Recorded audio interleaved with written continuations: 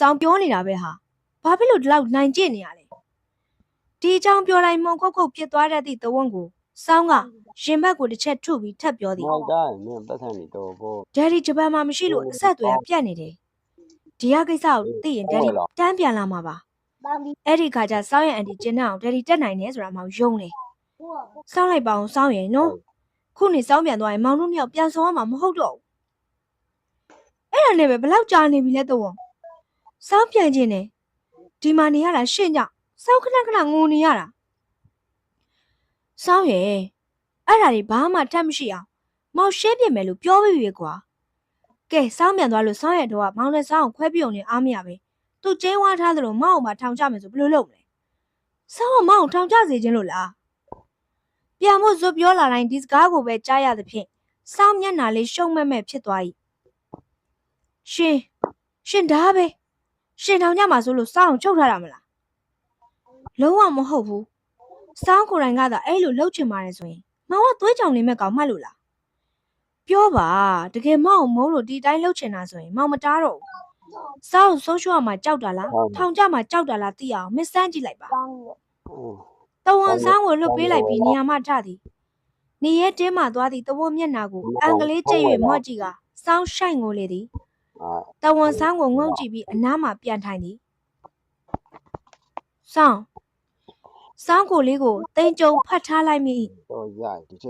တိတ်ပါစောင်းရဲ့မောင်စကားမှသွားရင်တောင်းမှန်ပါတယ်မငုံနဲ့တော့နော်မျက်ရည်တွေကိုတုပ်ပေး၍သူစိုက်ကြည့်သည်မောင်ချစ်လိုက်ရင်စောင်းကဖြေမဲ့ပုံမပေါ်ပါနှကန်းလေးကိုစီထား၍မျက်လွှာချပစ်သည်တဝန်လဲထိုနှကန်းလေးများကိုချစ်တယ်စောင်းရဲ့အနန်းတို့သည်နို့လွှတ်သောပွင့်ဘက်ကလေးများကိုတစ်ဖက်စီတစ်ရွက်စီကျွဲဖြန့်လာသလိုမျက်နှိုးချင်းများနှင့်ဖြစ်တည်ခဲ့၏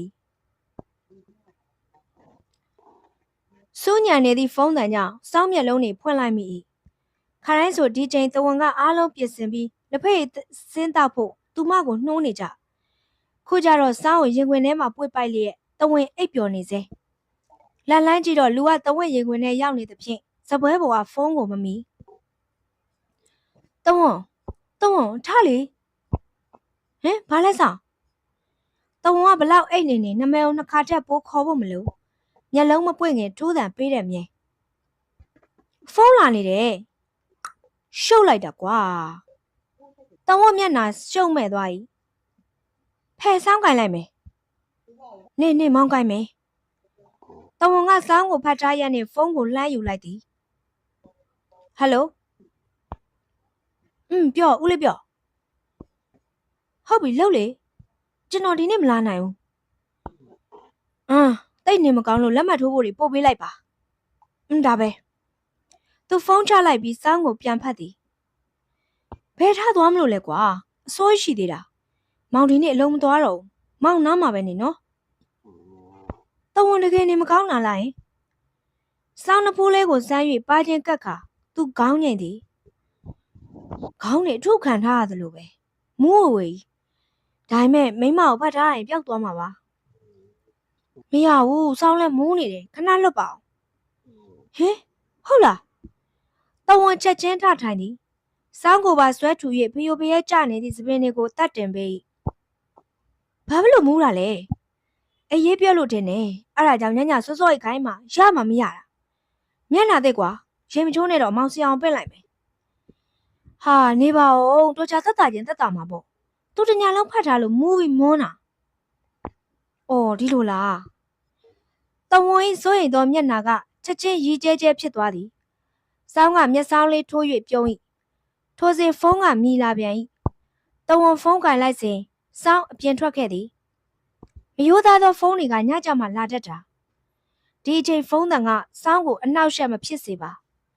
ညနေတော့ဘွားကိုခုံးပေါ်တင်ကရေချိုးကမ်းဘတ်ထွက်လာစဉ်ခေါင်းထဲမှာမိုက်ခနဲဖြစ်သွား၏လဲကြမသွားအောင်ထိန်ရင်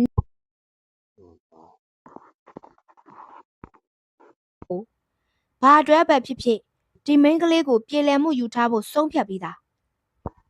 သမီးဒေါ်မမစိုးရိမ်ကြီးပုံစံနဲ့စောင်းကိုတွဲထူလိုက်မူးလိုက်တာဟင်မူးတယ်ဟုတ်လား စောင်းနှစ်ထင်လေးဖိနှိပ်ထားပြီးမျက်နာကမဲ့နေသည်